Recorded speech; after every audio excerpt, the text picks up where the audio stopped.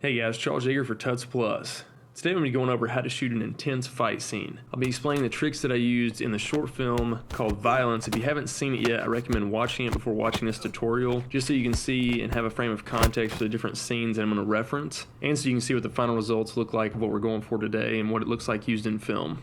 We're going to be filming everything handheld with a DSLR, and I recommend using a zoom lens just so you can change focal length quickly, and because you're going to need a longer focal length in order to foreshorten or create the illusion that the actors are closer to each other than they actually are. And obviously, because you're filming handheld and using a longer focal length lens, I highly recommend using a lens with image stabilization. It will remove the unintended smaller shakes and give a more cinematic handheld look to everything, and I honestly wouldn't even attempt to do this without shooting with an image stabilized lens. All of the shots in the film and in the sequences I'll be showcasing today in this tutorial were shot with the Canon EF 28-135mm lens. This is a kit lens, but it had great image stabilization, and so that worked great. It's also worth noting that most of the actual punching shots were filmed at the 135mm focal length, and since everything was shot, like I said, with the Canon 7D, which has a 1.6 cropped sensor, the 135mm focal length is equivalent to about a 215mm lens on a full frame camera. Another note is that I filmed at 24 frames per second and my shutter speed was at 40 instead of the recommended 50. The reason for this was because I wanted to get more motion blur, so when one of the actors swung their fist, the blur would give the impression of an even faster movement and would prevent any unwanted shutter.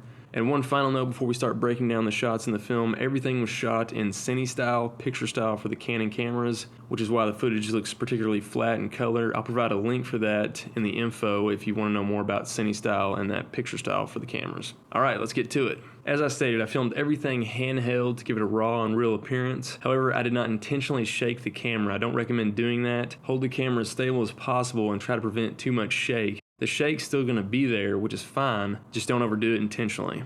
The first trick is the most common, and books often reference it as the long lens stunt. Stand away from your actors, probably about 8 to 10 feet away, and then fully extend the zoom of your lens. In this case, for my lens, like I said, it's a 135mm. What this does is crush to the depth between the actors, so when they throw a punch, it appears as if they're actually hitting each other. Because when we zoom in this far, it's much harder to tell the distance difference between the two subjects. Combine that with proper sound effects, and you've got an effective shot. You can see that the angle of the camera also plays a part. You want the punches to cross in front or behind the subject. The motion of the crossing creates the illusion of impact, even though the punches aren't even coming close to the actor. You can see what this looks like if you film it from the wrong angle, which breaks the illusion and looks quite comical. Timing of the actor's reaction is also crucial to help sell the effect. When I shot the first sequences of this opening scene, I just had both actors go through the punching motions over and over as I walked around them filming and getting the best angles.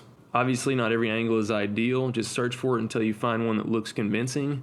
You can always edit the shots so they flow better in post.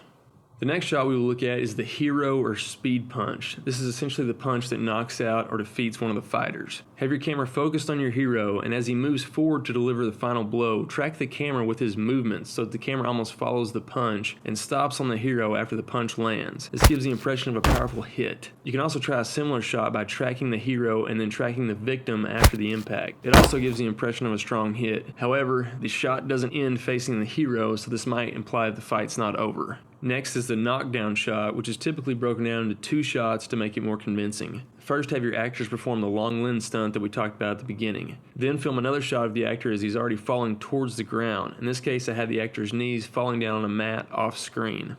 Make sure the camera is lower or angled downward for this shot. Later, you can seamlessly edit these 2 shots together to give the impression of a realistic fall to the ground.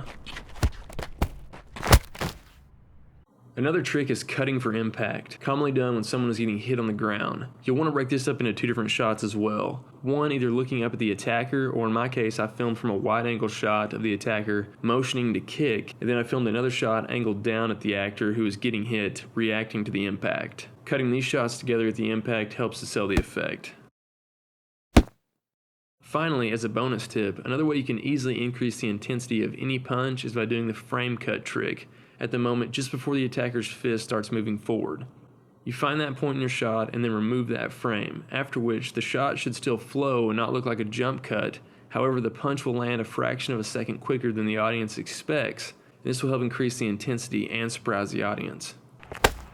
Use this trick sparingly, but definitely take advantage of it. Alright guys, that's all I've got for you on how to shoot an intense fight scene. Hopefully you picked up a couple tips here, and this is Charles Yeager for Tuts Plus.